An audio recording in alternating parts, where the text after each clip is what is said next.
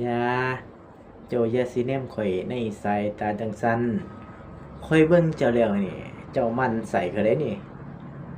อย่าเด้อย่าให้ข่อยโมโหเดี๋ยวข้อยจะขึ้นภาษีเจ้าเด้อโอ้ภาษี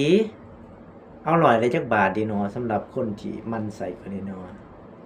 เอาร้อยละ25หรือร้อยละ2ดอกดีน้อหรือร้อยละ10ดอกบ่เอาให้มันบานไปโลดสำหรับคนที่มันใส่ข้อยนี่ อย่าเจ้าอย่าสิแนมข่อยในสายตาจั่งซั้นข่อยเบิ่งเจ้าแล้วนี่เจ้ามันใส่ข้อยเด้นี่อย่าเด้อย่าให้ข่อยโมโหเดี๋ยวข้อยจะขึ้นภาษีเจ้าเด้อโอ้ภาษี